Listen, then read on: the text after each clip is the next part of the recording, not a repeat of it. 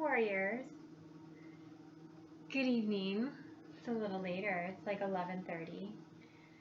So, one thing I've talked about before is independence and epilepsy, but I've never really talked about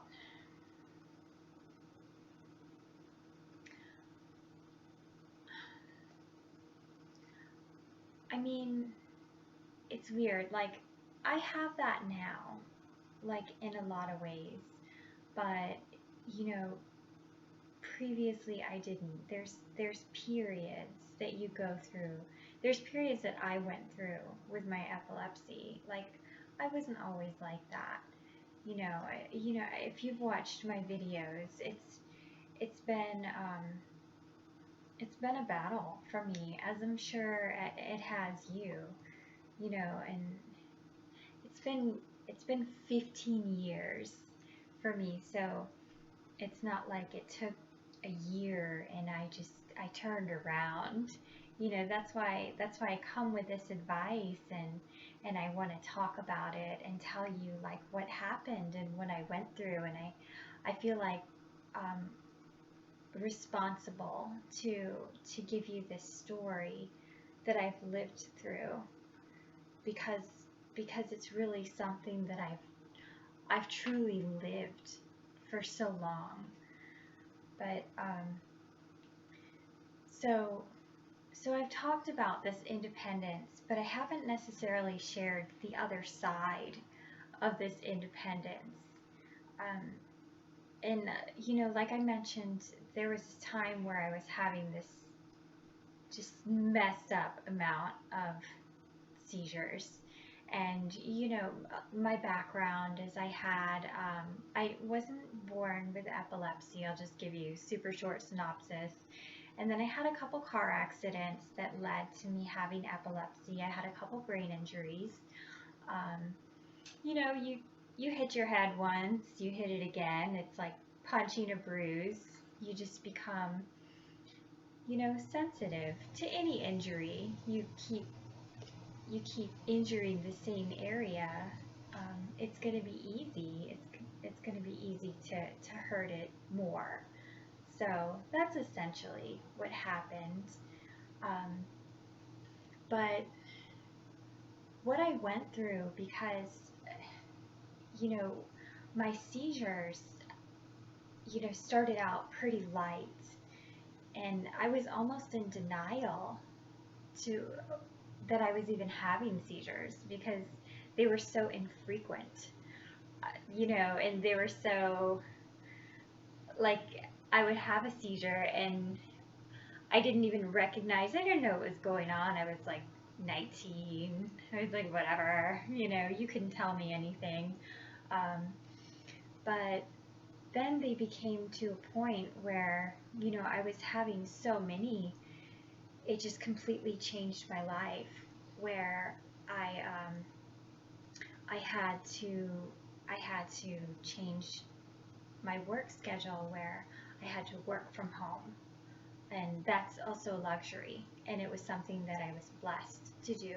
So it was a blessing and a curse.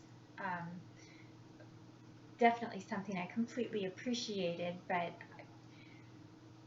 I hate to complain about it. But it turned me into a shut-in, because of everything I was going through. But I didn't have a choice, you know. Um, so over this period of time where I was having, at least like 20 seizures a month for like a really long period of time, I I started working from home full time. I I stopped like all the errands in the house.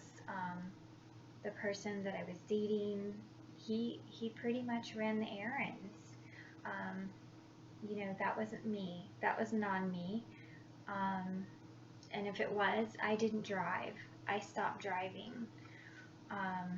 So that kind of sucked, because I had bought a new car like after my second car accident, and then I was paying for it, and I wasn't driving it. So I was like, huh. well, this blows. But what are you gonna do? Um, so yeah, so I wasn't running errands and I was in school. So, but that was at home. So I was just working full time at home, and then I was going to school part time at home.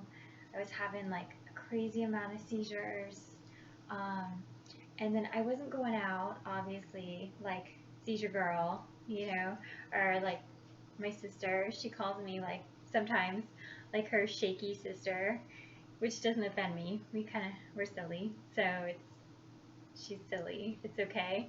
Um, yeah, but obviously I wasn't like trotting around town because I was terrified that anytime I went somewhere, I was gonna like seize all over. Like if I went to Barnes and Noble or the mall or something like that. And of course, like I'm sure you are too. Like if your epilepsy isn't controlled, that's a huge insecurity of yours to like like people compare it to all of a sudden taking off your clothes and being like, I'm naked. Yep, I'm naked now. hmm It's no difference. It legitimately to me feels like it's no difference. It's your entire being of like every vulnerability is exposed. It's like you lose complete control of like your conscious self. But everyone around you, all the people you don't know, are like, what's that girl doing? Oh, she's drooling on herself. Well, that's weird. She's fanning herself or whatever kind of things you have going on when you have a seizure. Like it sucks. So yeah, I was like shedding Susie for a really long time. Sorry, I got some weird stuff going on down there. Um, and I stopped talking to basically like everyone I knew. There's more stuff going on there. Um, yeah, like everyone, because I'm like, well, how do you keep friends? How do you like maintain a social life when you don't go anywhere? No one's gonna come to your house and be like, yeah, I want to have you like watch you have seizures all day on Saturday. That sounds awesome. So I completely lost my social life. Um, and it stayed like that. Like I stayed like that for years. Um, and that like it wasn't until I started. I don't know. I honestly don't know what happened, if I just like something like snapped in me, or like I can't remember the like eureka moment, but I was like, yeah, therapy, here I come, because this is horrible. I feel like awful. I need to change. Like my entire being is just broken in every way. So I just realized that, you know, I needed to really incorporate a lot of like mental health into my treatment.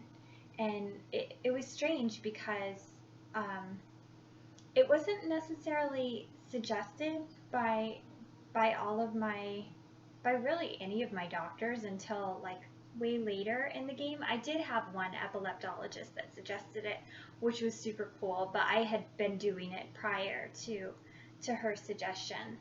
Um, but anyway, yeah, so I started going to therapy, and it was just something that like super helped me, and I had to go.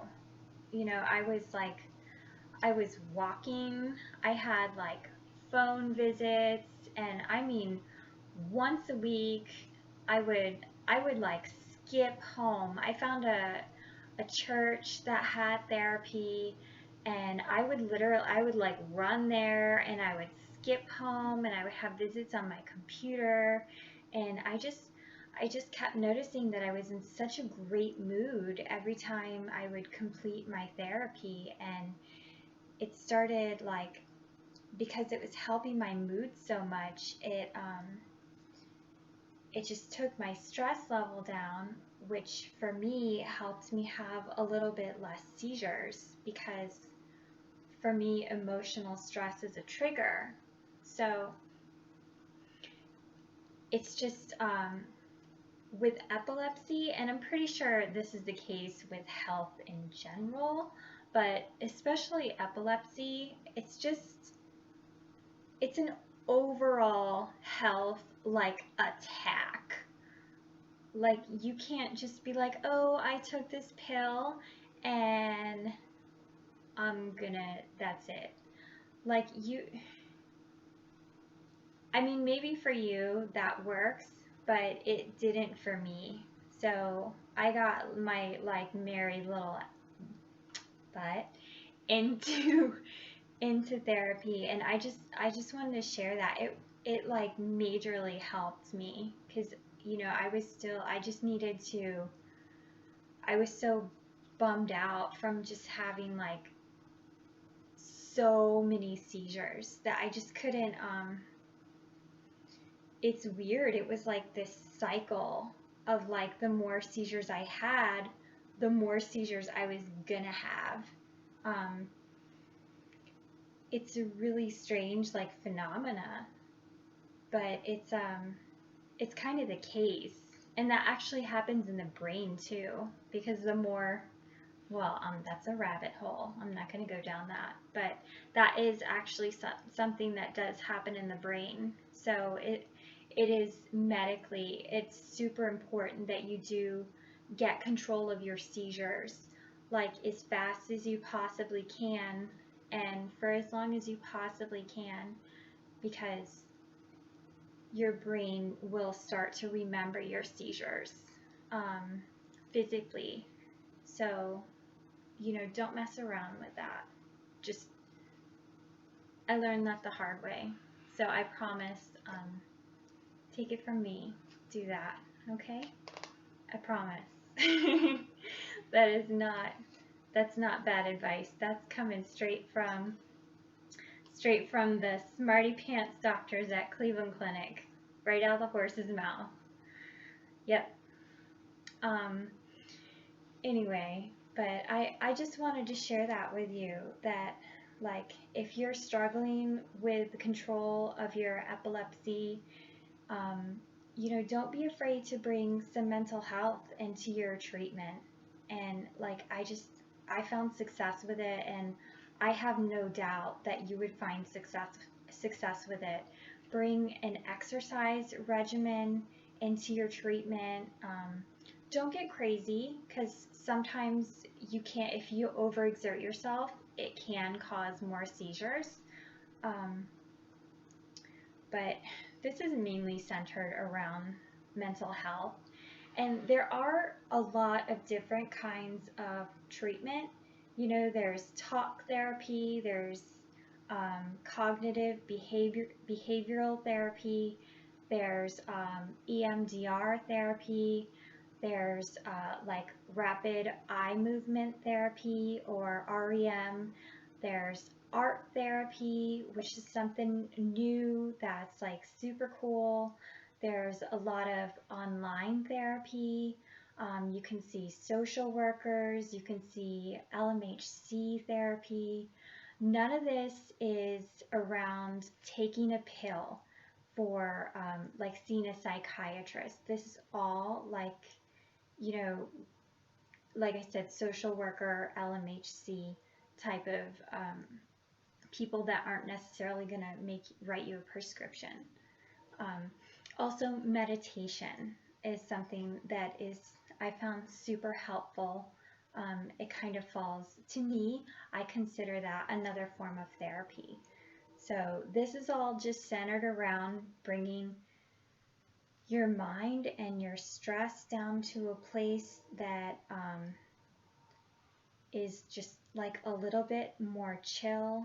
And I just think the more you can like calm thyself, just the better chance you have of helping your stress out, helping your emotional balance, and it genuinely helps control your seizures. I just can't imagine I'm the only human out there that has this connection. And I just wanted to share that. So, and I'm like kind of outing myself for being like, I was in therapy, but whatever. So I think it's an amazing like tool. It's a resource. It's super popular right now. And if you have an employer that has benefits, even like contract work now, a lot of times you can have full-time benefits. Don't forget you can access EAP benefits, and a lot of times they'll give you at least 3 sessions for free. And a lot of times they will give you 3 sessions for 1 issue. So if you call, and they'll give you an authorization for anxiety. If you have anxiety, but you also have